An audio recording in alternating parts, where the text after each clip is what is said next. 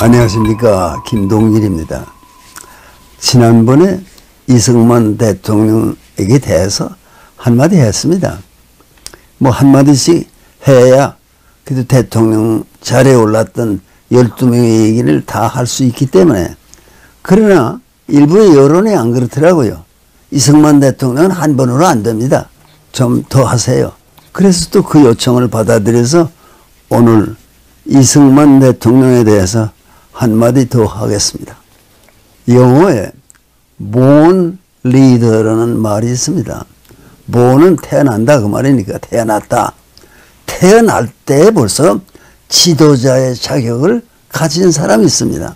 그건 미국 사회에서 많이 하는 말이에요. 어떤 학생이 선거만 하면 학생회장 돼요. 그럴 때 주변에서 저 친구는 태어나기를 지도자로 태어났다, 그런 말을 쓰니까. 그런데 이 3.1운동이 일어났지 않습니까? 1919년에.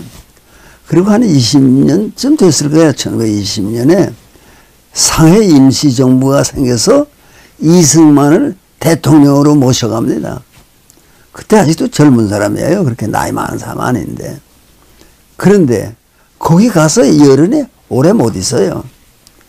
왜 그런가 하면은 거기 가서 임시정부를 하는 분들이 다 뭐 애국자도 많고 그렇지만은 이승만이 볼 때는 그것만 가지고는 안 되는데 그런 생각을 하거든요.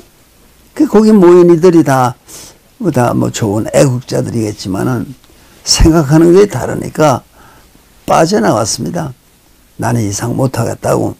그리고 다시 망명지인 미국에 가서 독립운동을 계속하게 됐습니다. 예전에 한국 남자의 약점이 하나 있는데 무언가 아니에요. 그 아버지 어머니가 아들 낳으면은 네가 제일이다, 네가 제일이다 자꾸 이렇게 가르치기 때문에 반대하는 걸 수용하는 능력이 별로 없대요. 그게 저 유명한 김환란 박사님 말씀입니다. 한국의 엄마들이요, 딸 낳으면 상관도 안 해.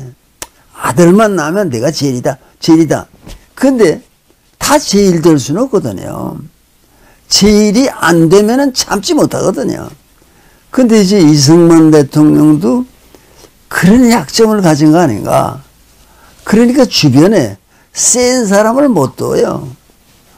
사실 뭐 우리가 늘 바란 거는 이제 독립운동 하던 신익희, 조병옥 이런 사람들을 가까이 거느리면 좋지 않을까.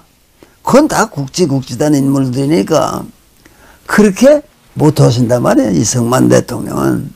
왜 그런가 하니 그이들이 만약에 비판을 하거나 할 때 민주사회에 비판이 있을 수 있지, 그런 자세가 아니라 그 흔히 돌던 말이 저 사람 또 무슨 오열의 물이 든 거 아니야, 뭐 이런 의심을 하니까 그게 이승만 대통령에게는 큰 약점입니다. 그러니까 또 한국의 모든 어머니들이 또 책임을 느껴야 돼요. 어머니들이 그냥 아들만 잘났다고 그러는데 잘났죠. 이승만만큼 잘난 아들이 어디 있겠어요. 그렇지만 말이에요, 이 민주사회 지도자가 되려면 약한 사람, 그런 사람을 가까이 두지 말고 센 사람, 그 센 사람을 두고도 잘 도와서 이 일을 할 수 있도록 하는 게 그게 무엇인데, 그게 민주주의의 묘미인데 일이 그렇게 되질 않아요. 그러니까 이승만은 늘 그런 약점을 하나 가지고 있었습니다. 근데 사실 또 하나 문제는요, 그 부인이 프란체스카 여사 망명 중에 결혼을 하셨잖아요. 그런데 아주 훌륭한 부인이에요. 뭐 여러 번 찾아뵙기도 했고 했지만은 그런 어른인데, 근데 역시 서양 여자 아닙니까? 뭐 오스트리아 출신인가 그렇대죠. 그 뭐 이승만 박사를 받드는 거야. 어느 한국 여자가 그렇게 하겠어요. 그렇지만 그이가 한국 여자들하고는 말이 통하지 않잖아요. 그러니까 한국의 경무대는 이 한국 여성들과는 거리가 먼 곳이었어요. 누구도 뭐 찾아가지 못하고.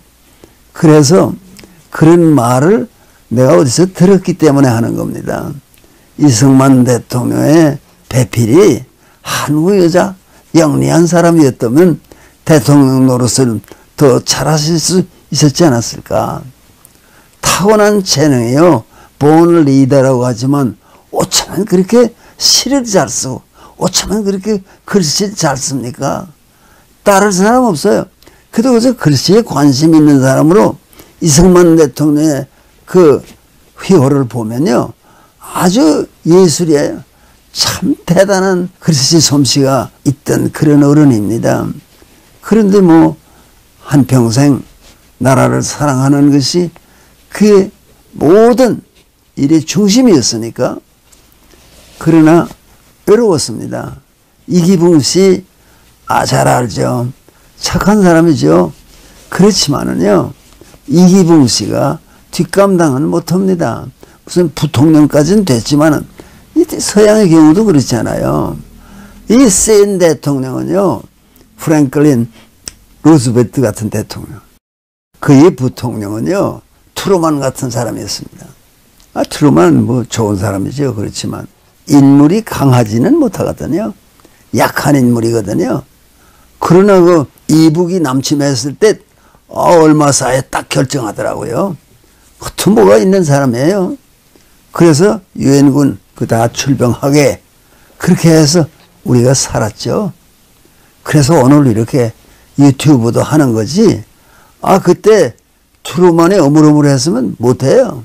그런데 이 강한 사람, 지금 미국 대통령의 도널드 트럼프 대통령이 강한 사람 아닙니까? 그 펜스라는 부통령은요, 정말 존재가 있는지 없는지 모르겠어요. 약한 사람으로 써요. 그건 말도 별로 안 해요. 만일에 대통령에게 문제가 생기면 그 사람이 하면 사람은 착실하다 그랬는데, 이제 이번에 또다시 부통령 되는데 내가 많이 당할 것 같아요. 그저 따라다니기만 했으니까. 대통령이 하라는 대로만 했으니까. 그런 사람은 어려운데 강자는 대개 그렇다는 겁니다.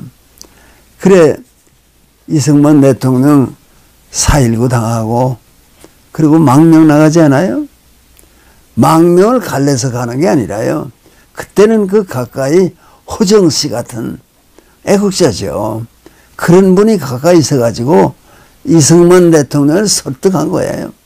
또 거기에 미 국무성이 그 어른이 그냥 계시다가 당하면 안 되니까 뭐 얼마 동안이라도 미국에 다시 망명하시면 어떠냐.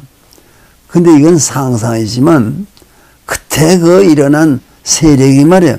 그러니까 이화장에 간다고요. 걸어 나갔습니다. 청와대에서 걸어서 이화장까지 가겠다고. 그것도 주변에 사람들 다 도열하고 있다. 다 울고 그랬어요. 안 된다고. 근데 어쨌건 그랬으면은 짐작이지만 폭도들에게 맞아서 희생을 당하지 않았을까? 그런 생각도 해봐요. 그러면 참 이 나라는 부끄럽습니다. 이 나라가 낳은 위대한 애국자를 그렇게 대우해서는 안 되죠.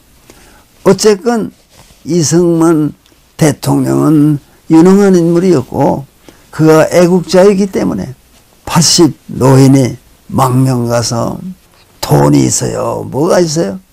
예전에 그를 돕던 사람들이 다 도와요. 어수룩한 데 머물러 있다가 병원에 가서, 그것도 허술한 병원에 가서 말년을 보냈었습니다. 단 한마디도 대한민국은 어떻게 되는 거야? 그런 말씀을 하신 적이 없대요. 누구 보고도. 그리고 이거 나라가 나를 뭘로 아는 거야? 그런 말도 한마디 없고 조용히 입 다물고 살았습니다. 다만 세상을 떠나기 전에 호랑이도 죽을 때는 제 굴을 찾아간다는데 나도 한국에 가서 죽고 싶다. 그거를 정부가 받아들이지를 못했죠. 왜?